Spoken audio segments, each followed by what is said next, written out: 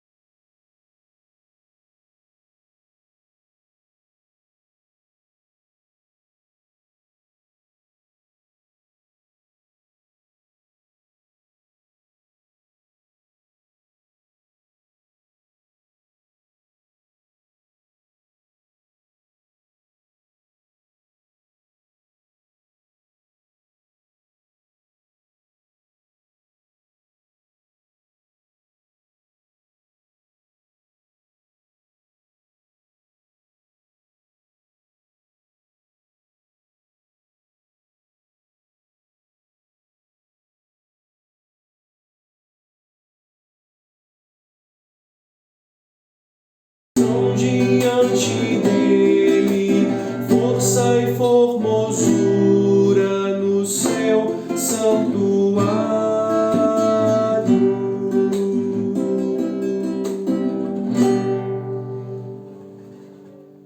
Nossa história bíblica de hoje, aliás, a partir de hoje, os nossos estudos dominicais, nossos estudos no domingo pela manhã, serão baseados, ou tomaremos como instrução para nós, nesses próximos dias, um clássico das Escrituras, a história de José do Egito.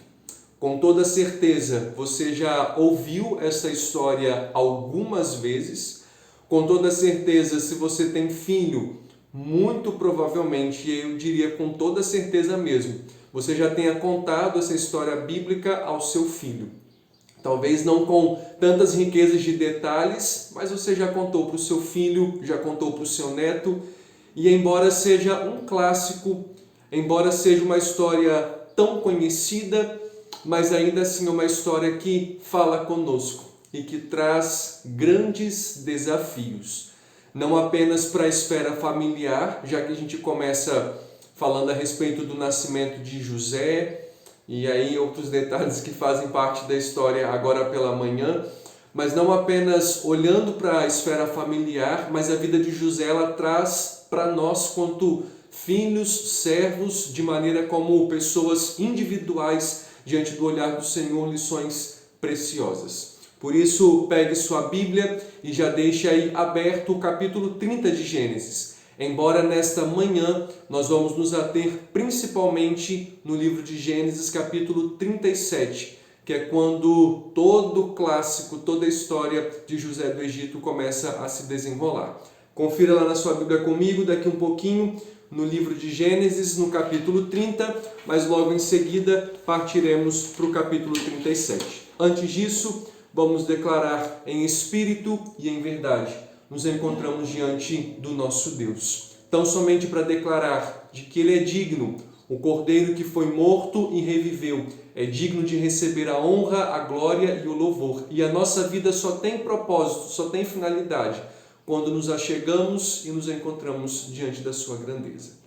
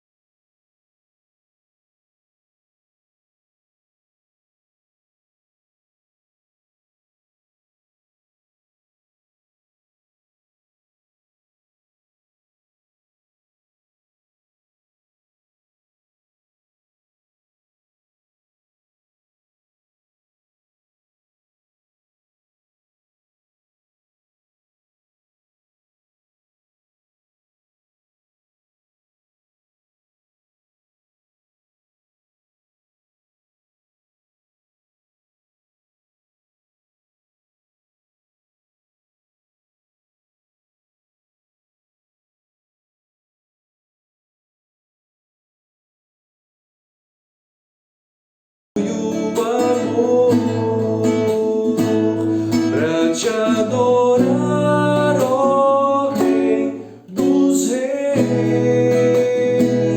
foi que eu nasci, ó Rei Jesus. Meu prazer é te louvar, meu prazer é estar nos atos do Senhor, meu prazer é viver na casa de Deus, onde flui o amor,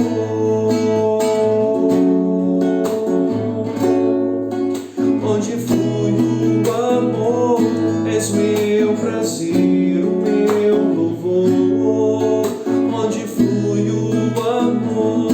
És meu prazer, o meu louvor, onde flui o amor.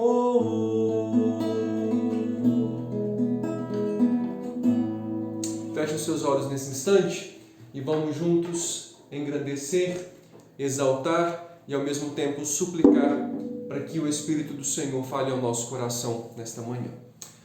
Ó Deus, nós agradecemos por este tempo, por esta liberdade que nós temos de nos achegar a Ti, esse livre acesso à presença do Senhor, o prazer, a alegria, como acabamos de declarar, Para te adorar, ó Rei dos Reis, foi que o Senhor nos deu a existência, soprou nas nossas narinas o fôlego de vida. Não há motivação maior, não há contentamento maior, não há deleite, não há satisfação maior do que estar diante da presença do Senhor. E diante da presença do Senhor nesta manhã nós queremos ouvir o Senhor falar conosco. Fale com cada um de nós, que a Tua palavra seja preciosa aos nossos ouvidos e dentro do nosso íntimo produza frutos para a glória do Teu nome, em Cristo Jesus. Amém e amém. Vamos lá então, Gênesis capítulo 30, e aí nós começamos a partir do versos 1 e 2, logo em seguida nós pulamos para o verso 22 e encerramos com 24. Gênesis 30, versos 1 e 2, e depois nós vamos do 22 até o verso 24. Nos diz então assim a palavra do Senhor. Vendo Raquel que não dava filhos a Jacó, teve ciúmes de sua irmã Lia e disse a Jacó: dá-me filhos, senão morrerei. Então Jacó se irou contra Raquel e disse: acaso estou eu em lugar de Deus que ao teu ventre te impediu frutificar? Desculpe, deixa eu ler novamente a pergunta. Acaso estou eu em lugar de Deus que ao teu ventre impediu frutificar? Há duas coisas que eu queria chamar a sua atenção. Na verdade, três. A gente não vai voltar muito à história, não podemos voltar muito atrás, senão a gente perde no nosso propósito dessa manhã. Mas Jacó ele trabalhou por 7 anos para se casar com Raquel, a mulher com quem ele se afeiçoou quando ele chegou na casa do seu tio Labão, quando ele fugiu do seu irmão Esaú. No dia do seu casamento, ele se casou com uma mulher, mas ele se deitou com outra.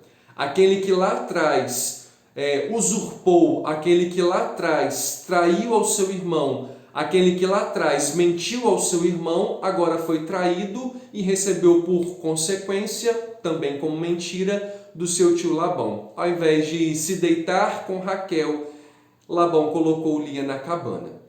Não era o propósito de Jacó se casar com Lia, porque ele tinha se afeiçoado a Raquel. Por isso ele trabalhou por mais 7 anos, num total de 14 anos, ele trabalhou para ter a sua tão amada mulher.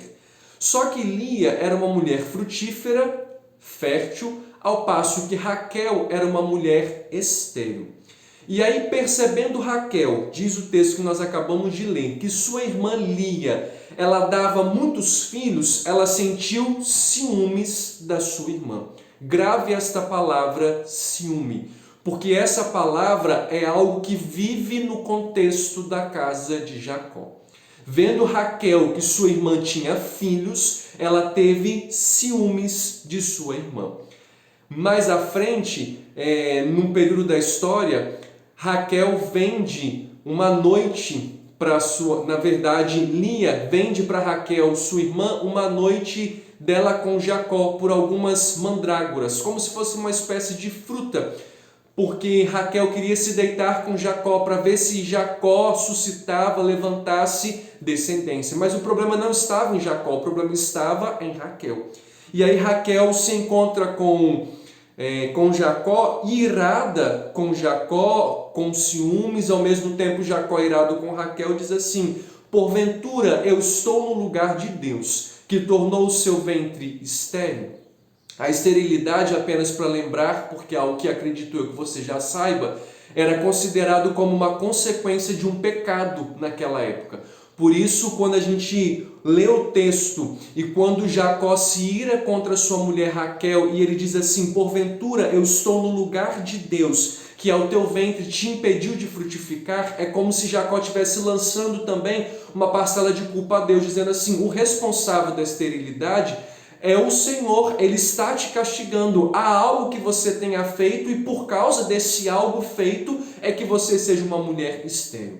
Mas a esterilidade nem sempre era uma consequência de um pecado. Embora naquela época acreditava-se que a esterilidade fosse uma consequência de um pecado. A mulher estava debaixo da maldição divina. Entretanto, no verso 22 diz assim: lembrou-se Deus de Raquel, ouviu-a e a fez fecunda. O nascimento do filho de Raquel, do enlace matrimonial, do romance de Jacó com Raquel, é algo que vai trazer grandes discórdias na casa de Jacó. Até porque o filho José, agora o filho queridinho, o filho da velhice, gerará ciúmes aos seus outros 10 irmãos. Filhos de Bila, filhos de Lia, filhos de Jacó com sua mulher, mas também com suas servas. A partir disso daí, então, abra sua Bíblia lá no capítulo de Gênesis 37 para a gente estudar nessa manhã. Talvez você esteja se perguntando, vamos estudar, como eu disse no início, um clássico, a história de José. E porventura ainda há coisas preciosas a se tirar desse texto. E aí eu começo o nosso estudo dessa manhã com uma citação de um homem chamado Charles Swindoll. E ele diz assim: Deus faz uso constante da vida dos personagens bíblicos para nos ensinar, encorajar e advertir. Preste atenção. Deus faz uso constante da vida dos personagens bíblicos para nos ensinar, encorajar e advertir.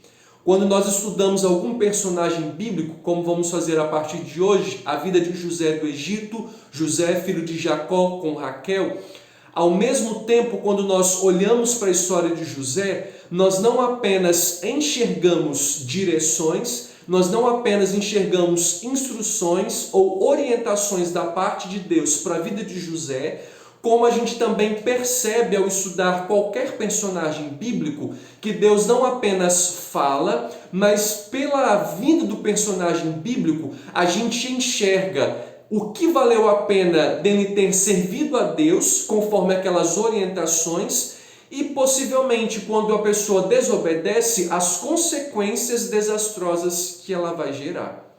Por isso, ao estudar um personagem bíblico, na verdade nós deveríamos estar, vamos dizer assim, de maneira figurada, anos-luz à frente desse personagem. Porque nós não apenas vamos obter o conhecimento teórico, mas nós vamos ver pela prática, de forma exemplificada, o que aquele personagem bíblico experimentou, pela obediência ou pela desobediência. E ao enxergar a vida do personagem bíblico, nós somos orientados a nos agarrar mais aos pontos positivos do que os pontos negativos, já que alguém errou. E esse alguém errando, ele já demonstrou, já deixou registrado nas Escrituras o perigo que é a consequência se eu e você cometermos os mesmos erros. Por isso é precioso sim estudarmos personagens bíblicos que de alguma maneira vão nos ensinar, nos encorajar e nos advertir. Partimos então para Gênesis capítulo 37, a partir do primeiro verso, que nos diz assim então a palavra do Senhor. Preste atenção que o texto é um pouquinho grande, então nós não vamos lê-lo todo de uma só vez, para a gente não ter que ler todo o texto e depois toda hora ficar voltando ao texto. Então eu dividir o texto por partes, e aí por partes nós vamos meditando ao longo de todos esses 36 versículos. Nos diz então assim a palavra do Senhor: habitou Jacó na terra das peregrinações de seu pai, na terra de Canaã. Esta é a história de Jacó. Tendo José 17 anos, apacentava os rebanhos com seus irmãos. Sendo ainda jovem, acompanhava os filhos de Bila e os filhos de Zilpa, que eram as concubinas, as servas, as mulheres de seu pai, e trazia más notícias deles a seu pai. Preste atenção no 3. Ora, Israel, que é Jacó, amava mais a José que a todos os seus filhos, porque era o filho da sua velhice. E fez-lhe uma túnica talar de mangas compridas. Vendo, pois, seus irmãos que o pai o amava mais que a todos os outros filhos, odiaram-no, e já não lhe podiam falar pacificamente. Vamos parar aqui um pouquinho até o verso 5, E aí eu quero que você feche os seus olhos e nós vamos clamar para que o Senhor fale conosco. Senhor Deus, nessa manhã nós precisamos da iluminação, do entendimento, da clareza que o Teu Espírito nos dá, mas ao mesmo tempo nós precisamos da disposição para aprender e para viver. Embora a história seja muito conhecida, mas há coisas que nós precisamos de reviver, de resgatar e de colocar em prática. Por isso, em nome de Jesus, fale conosco nessa manhã para a glória do Senhor. Em Cristo Jesus. Amém e amém. Quero chamar a sua atenção para alguns detalhes dessa história que provavelmente você já tenha gravado e você já tenha destacado nessa manhã. O verso 3 diz que Israel amava mais a Jacó que todos os seus outros 10 filhos, porque era filho da sua velhice. A casa de Jacó era uma casa marcada que nós declaramos e classificamos como uma casa de favoritismo. Aliás, esse problema ele vem anterior à casa de Jacó. Nós temos Abraão, Isaque, e Isaque era casado com Rebeca. Na casa de Isaque e de Rebeca nasceram-lhe filhos, Jacó e Esaú. Na casa de Isaque há uma promessa de que o mais velho, Esaú, seria servo do mais moço, que era Jacó, os irmãos gêmeos. Entretanto, embora houvesse uma orientação da parte de Deus de forma clara, diz o texto que Isaque amava Esaú, ao passo que Rebeca, sua esposa, amava Jacó. Uma casa de 4 pessoas, mas que nós temos grupos, duplas separadas. O pai Isaque ama Esaú, a mãe Rebeca ama Jacó. Há um favoritismo. Isso não justifica a atitude de um favoritismo de Jacó. Embora Jacó tenha crescido num lar de favoritismos, isso não justifica ele continuar ou ele trazer para sua casa. Não justifica, embora isso explique. Mas volto a dizer, isso não justifica. Afinal de contas, nós aprendemos com os erros dos outros e nos esforçamos ao máximo para não viver o mesmo erro. E aí o que há toda a tragédia na casa de Isaque e de Rebeca por causa desse favoritismo. Porque, embora a bênção era para Jacó, quando Isaque está à beira da morte, ele chama Esaú e fala assim: prepare uma caça porque eu vou te abençoar.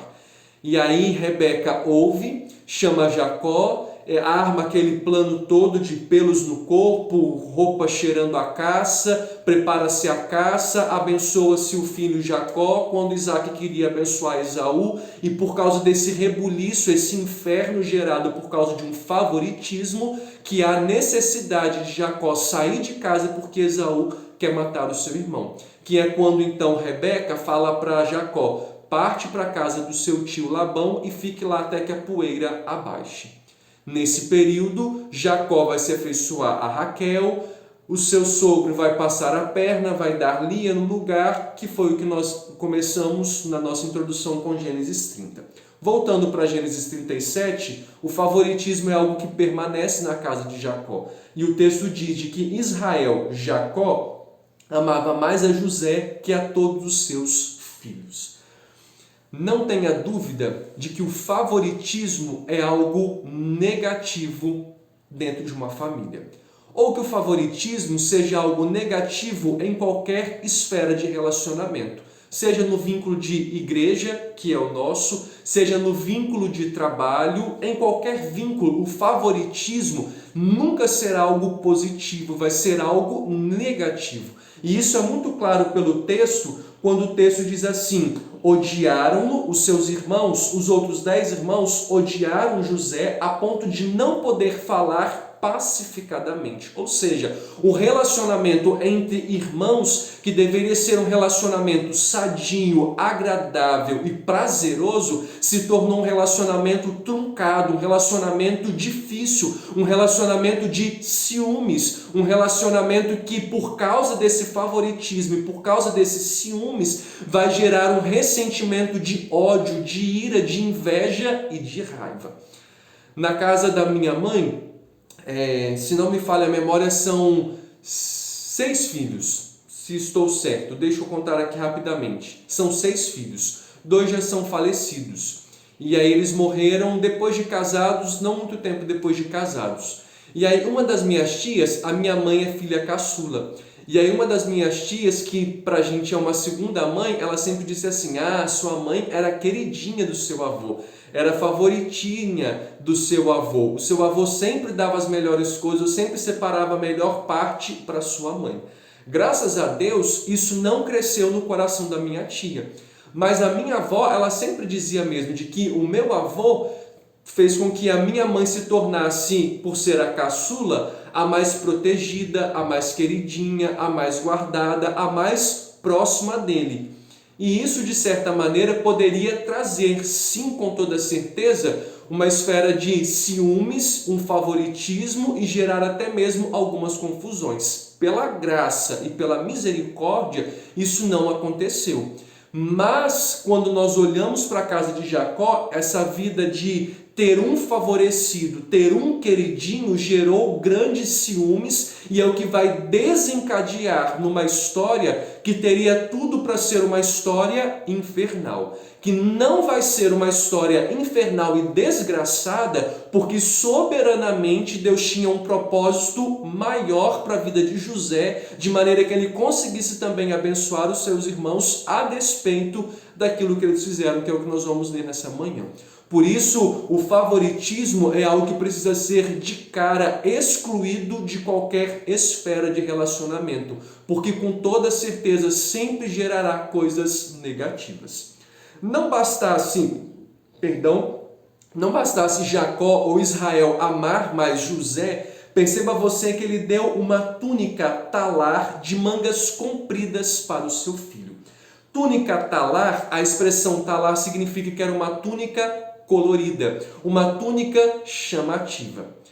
É até irônico e engraçado. Não bastasse o favoritismo já chamar a atenção dos outros 10 irmãos, uma preferência, Jacó ainda faz questão de dar um presente. Ao invés de presentear todos, presenteia um só filho. E o pior de tudo é que o presente ainda era chamativo. Cores vibrantes, cores extravagantes, cores gritantes, cores que saltavam os olhos dos outros 10 irmãos e que enfureciam, tornavam o coração ainda mais invejoso de ele é favorecido, ele ganhou um presente e ainda assim esse presente que ele ganha, ele passa no meio de nós e esse negócio quase que esfrega na cara da gente de tão extravagante que é. Só que eu quero chamar a sua atenção ainda por um outro problema que se gerou. Porque o texto diz que era uma túnica talar de mangas compridas. Mangas compridas aqui quer dizer que vinha até o punho e até o tornozelo. Perceba você, ele era o filho da velhice, e aí não são todos, preste atenção, não são todos, mas geralmente os pais na velhice se tornam um pouco mais relaxados. Já criamos muitos, já estamos acostumados e dá aquela relaxada. Há alguns que infelizmente se tornam até pais um pouco que frouxos. Me desculpe a franqueza.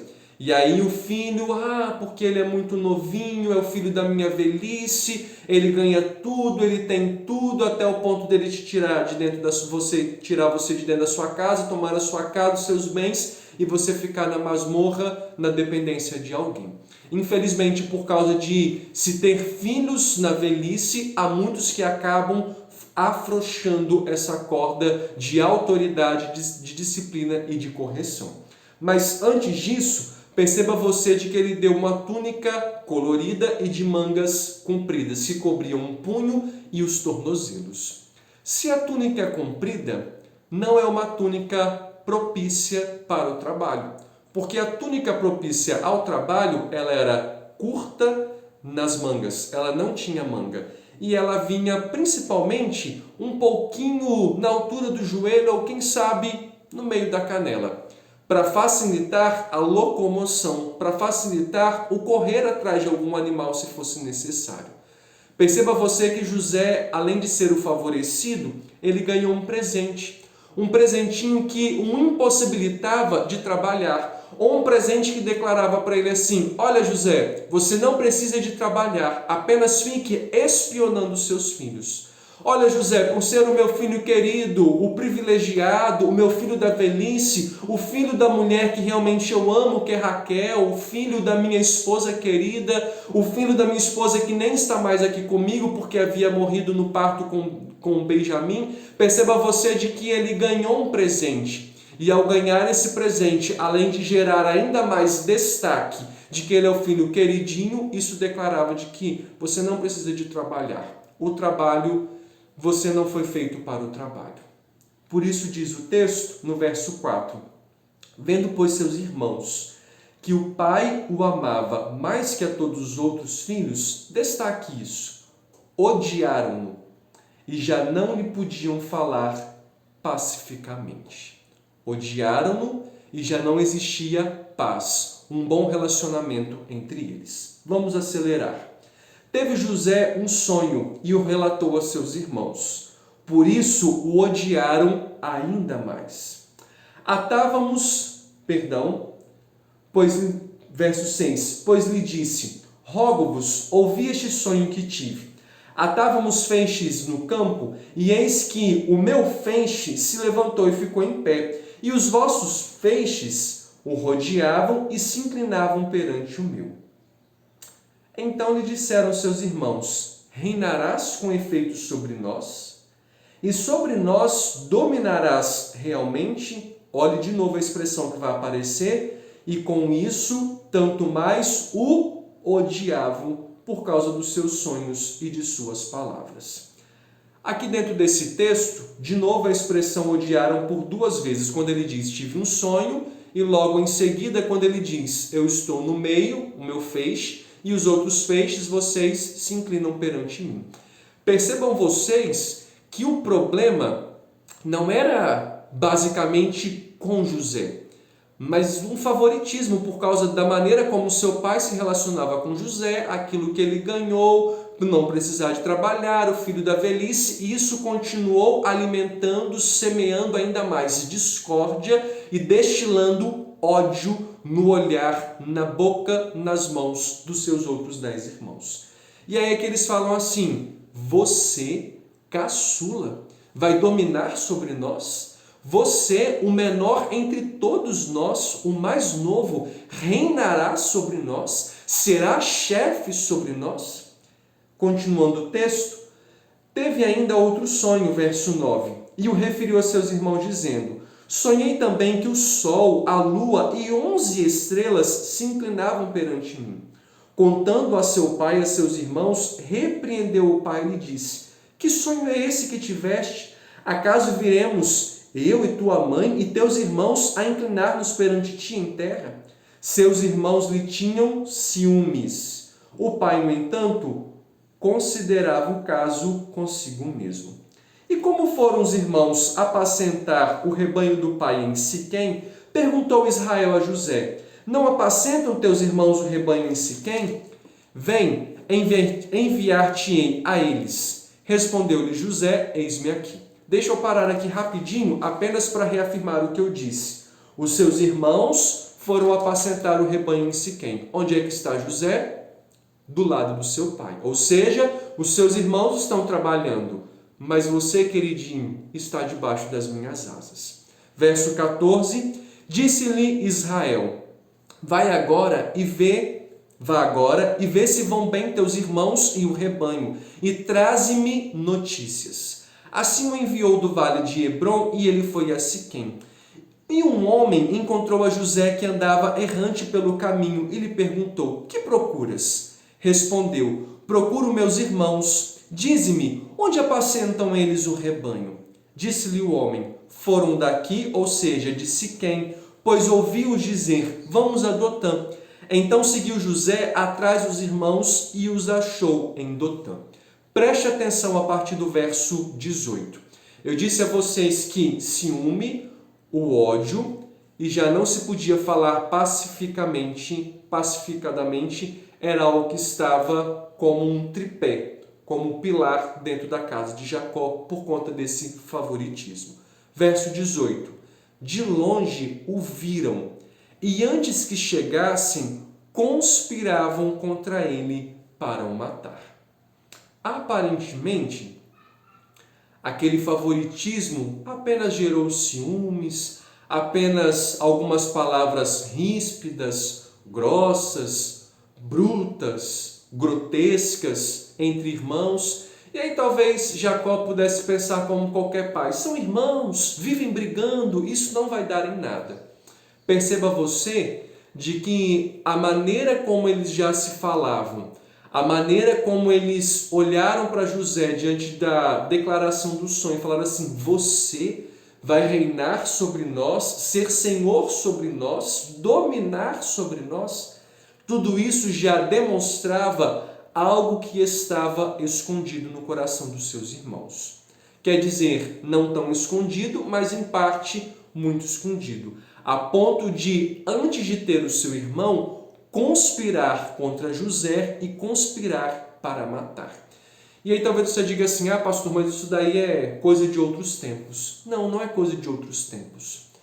Estamos cansados de ver noticiários de casais que se divorciam e por causa de ciúmes, marido mata a ex-mulher.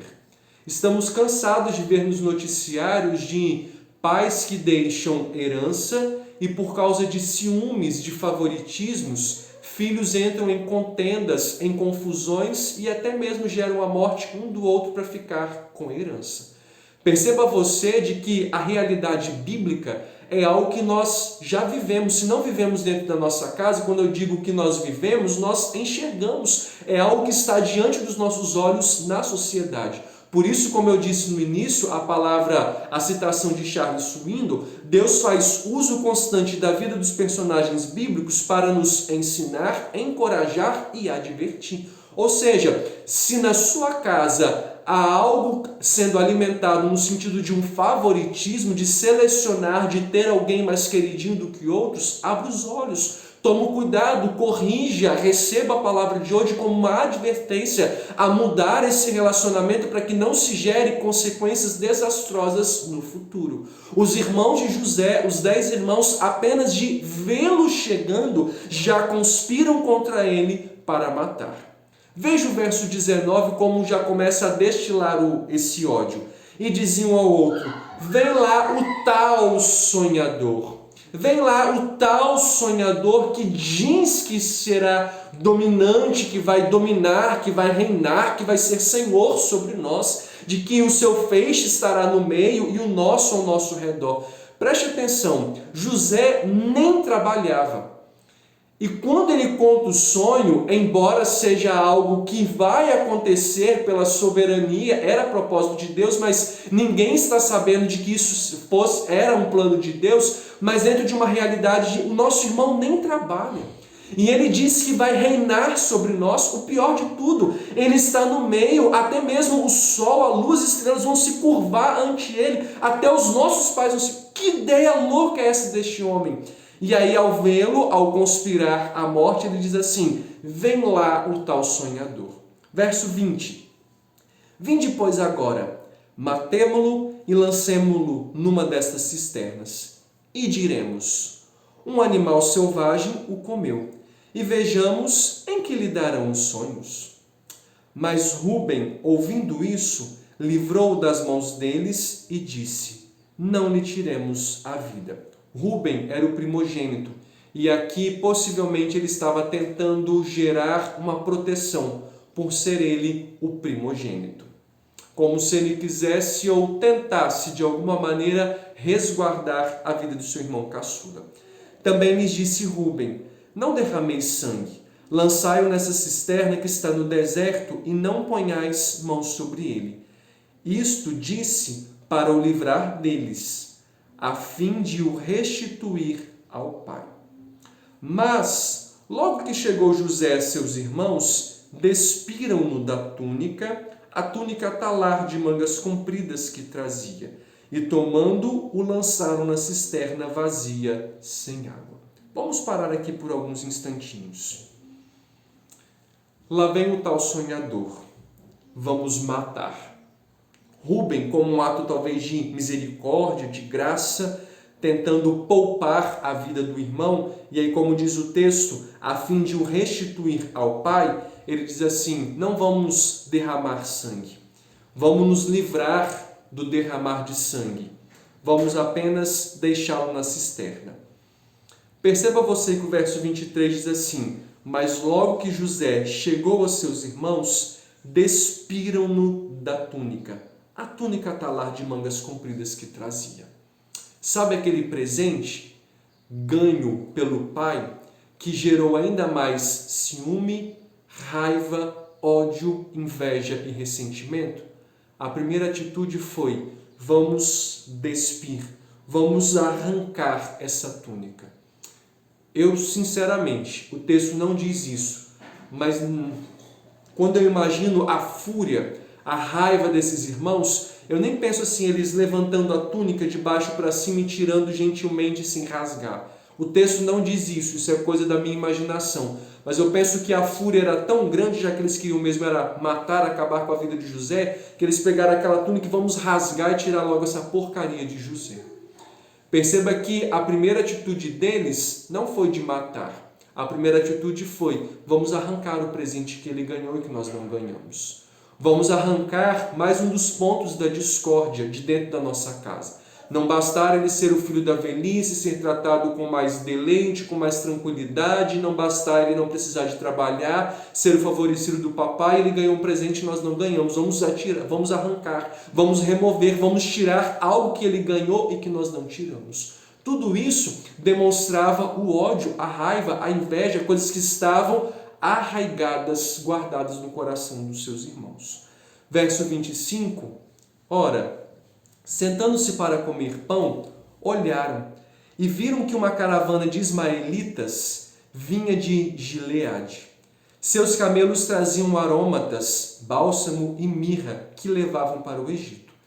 Então disse Judá a seus irmãos: de que nos aproveita matar o nosso irmão e esconder-lhe o sangue? Vinde, vendamo-lo aos ismaelitas. Não ponhamos sobre ele a mão, pois é nosso irmão e nossa carne. Seus irmãos concordaram. Aqui eu diria que eles estão tentando tapar o sol com a peneira. A gente não vai matar o nosso irmão, porque a gente não pode matar ninguém, mas vamos vendê-lo. De alguma maneira vamos acabar com a vida dele. Perceba que, entre aspas, lhes falta coragem para matar, embora eles tivessem vontade. Ou não querendo matar para não ter o sangue de José gritando nas suas mãos, então, entre aspas, vamos tornar o pecado menor, vamos vendê-lo. Pelo menos assim nós ficamos inocentes, nos tornamos inculpáveis, isentos de uma responsabilidade com o nosso irmão. Passando os mercadores midianitas, os irmãos de José o alçaram, e o tiraram da cisterna, e o venderam por 20 ciclos de prata aos ismaelitas. O venderam por 20 ciclos de prata aos ismaelitas. 20 ciclos de pratas era o valor de um escravo aleijado. 20 ciclos de prata, era o valor referente a um escravo aleijado. Por este preço venderam seus irmãos. Tendo Rúben voltado à cisterna, eis que José não estava nela. Então rasgou as suas vestes e, voltando a seus irmãos, disse: não está lá o menino. E eu, para onde irei? Então tomaram a túnica de José, mataram um bode e a molharam no sangue. E enviaram a túnica talar de mangas compridas. Fizeram-na levar a seu pai e lhe disseram: achamos isto. Vê se é ou não a túnica de teu filho. Jacó a reconheceu e disse: é a túnica de meu filho. Um animal selvagem o terá comido. Certamente José foi despedaçado.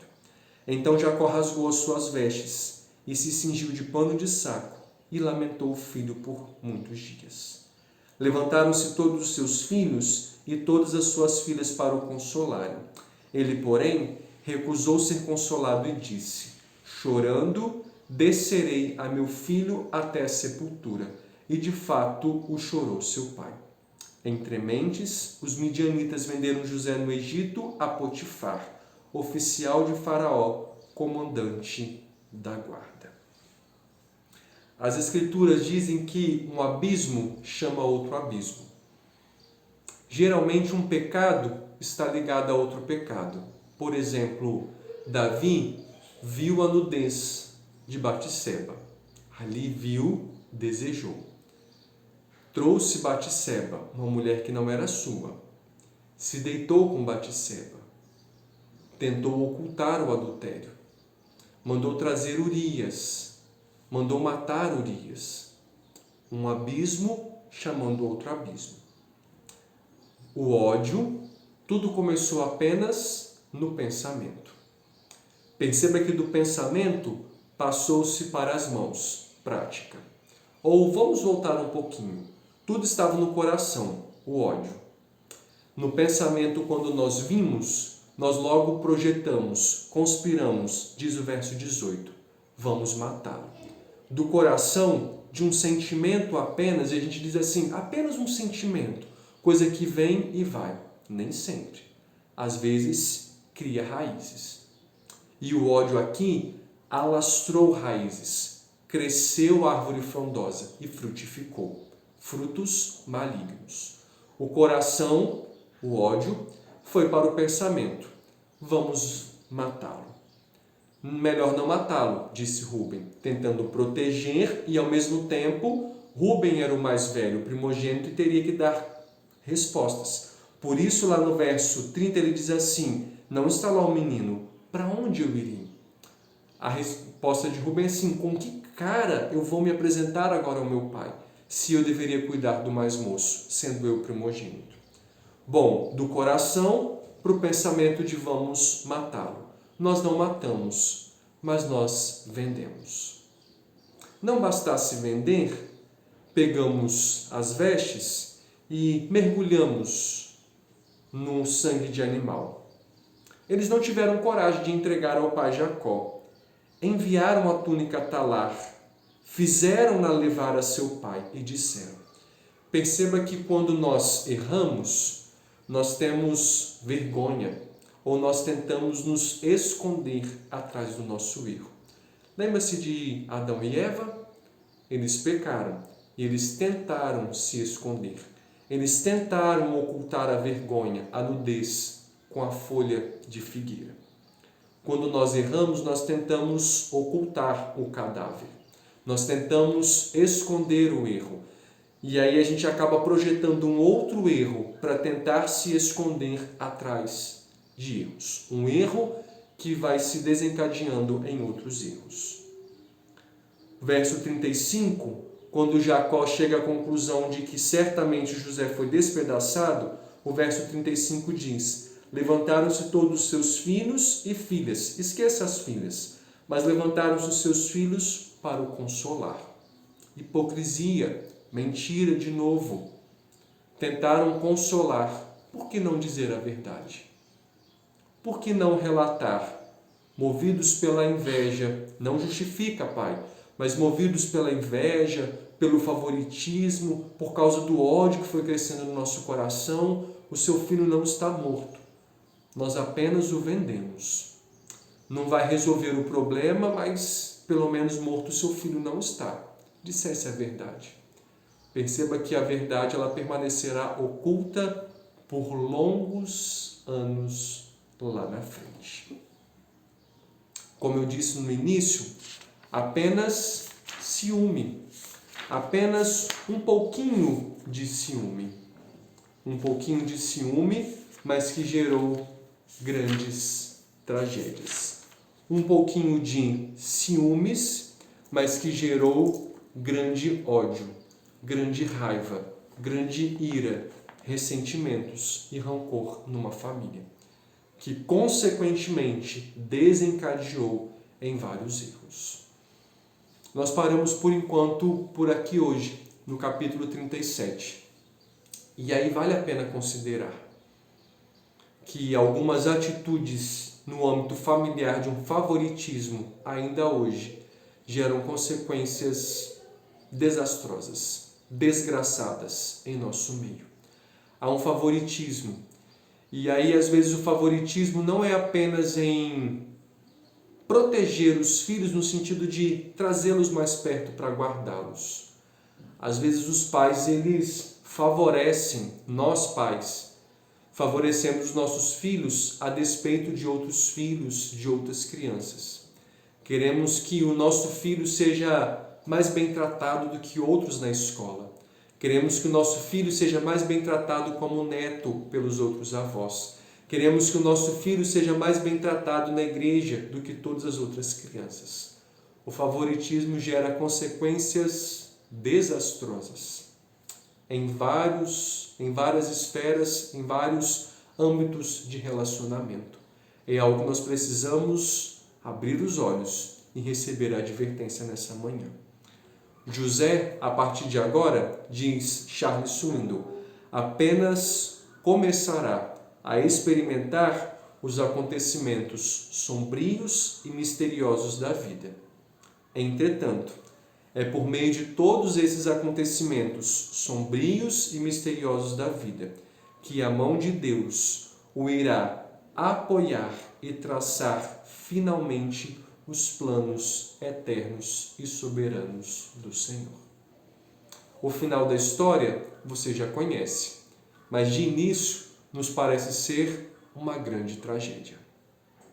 Por hoje a gente para aqui, refletindo sobre a necessidade de reavaliar, de calcular e de pensar de que, infelizmente, talvez não agora no presente, mas posteriormente no futuro, o favoritismo pode trazer algumas consequências desastrosas. Feche os seus olhos e vamos juntos orar ao Senhor. Deus querido, em nome de Jesus, nosso desejo nesta manhã é que a Tua palavra continue sendo viva, eficaz e produtiva ao nosso coração. Em nome de Jesus, fale com o Teu povo, continue falando conosco, ministrando a Tua palavra à nossa vida e nos ajudando a fechar as brechas, as frestas que temos deixado, mas que precisam ser fechadas, consertadas e reajustadas espiritualmente para a glória do Senhor. Continue ministrando conosco para a glória do Teu nome, em nome de Jesus. Amém e amém. Encerrada a nossa Escola Bíblica Dominical, que o Senhor continue ministrando ao seu coração nessa manhã. Não saia daí, levante rapidinho apenas para tomar um lanchinho, um segundo lanche do dia, um cafezinho, banheiro, beba água e às 10h30 nós retornamos nesse mesmo canal do YouTube para a nossa Escola Bíblica Dominical com as nossas crianças. E à noite, às 19 horas, culto presencial na igreja ou pelo YouTube, caso você ainda não tenha condições de participar do culto presencial. Até logo, Deus te abençoe e te guarde, em nome de Jesus.